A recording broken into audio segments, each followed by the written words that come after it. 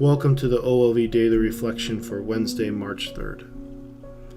Today's Gospel reading for Mass comes to us from the 20th chapter of St. Matthew's Gospel. It reads, As Jesus was going up to Jerusalem, he took the 12 disciples aside by themselves and said to them on the way, Behold, we are going up to Jerusalem, and the Son of Man will be handed over to the chief priests and the scribes.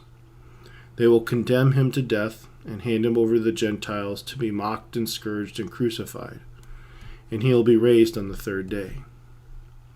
Then the mother of the sons of Zebedee approached Jesus with her sons and did him homage, wishing to ask him for something.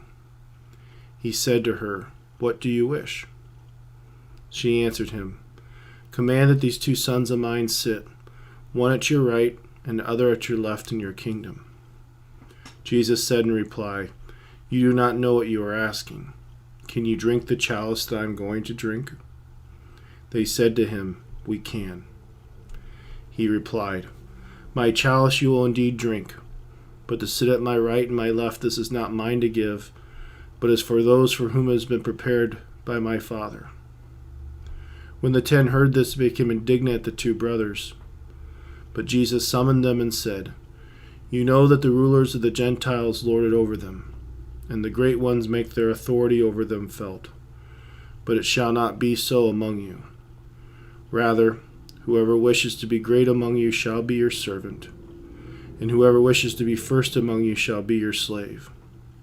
Just so, the Son of Man did not come to be served, but to serve, and to give his life as ransom for many.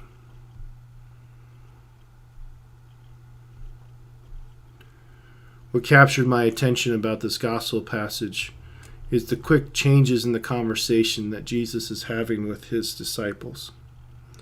He begins today's passage with his third and most detailed passion prediction. And the details of this passion prediction undoubtedly would have affected the disciples' understanding of Jesus. They could have been thinking something like the following: How can this happen to Jesus? Because he cured people, he drove out demons, he fed 5,000. So as St. Peter challenged Jesus before and said it was not going to happen to him, maybe again they were thinking he would be able to avoid this passion prediction and this would not come about. So again, this passion prediction is this important moment where the disciples start to put together all the different aspects of Jesus' life, ministry, and his role as Messiah. So in this context of Jesus and his disciples trying to understand how his mission is now coming to fruition, the mother of James and John appears to ask a question that only a loving mother could ask. Jesus, could you make sure my sons get special treatment in the future? And yes, I know I changed the wording of this question a little bit from the gospel passage to highlight what she was really asking of Jesus Christ. But no matter how James and John's mother asked this question, it came off wrong. And again, it came off especially wrong given the passion prediction, because Jesus was going to sacrifice himself for the salvation of the world. And again, we find someone who's only concerned about power, position, and privilege. So Jesus, in response to this question, makes a statement and asks a question back. You do not know what you are asking. Can you drink the chalice that I'm going to drink? And James and John are quick to respond, but the gospel passage ends with Jesus giving what is now referred to as the foundational text for the model of servant leadership. He said, You know that the rulers of the Gentiles lord it over them, and the great ones make their authority over them felt. But it shall not be so among you. Rather, whoever wishes to be great among you shall be your servant.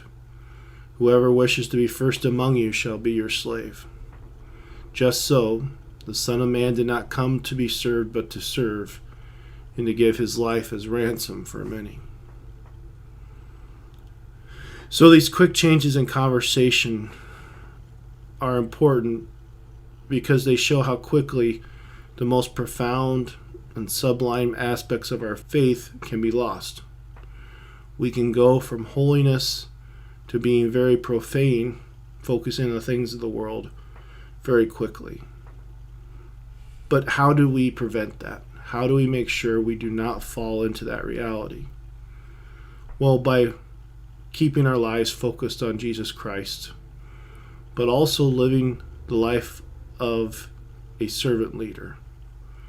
If we're always focused on serving others, making sure that others come before ourselves, we will really avoid a lot of the pitfalls that exist in this world.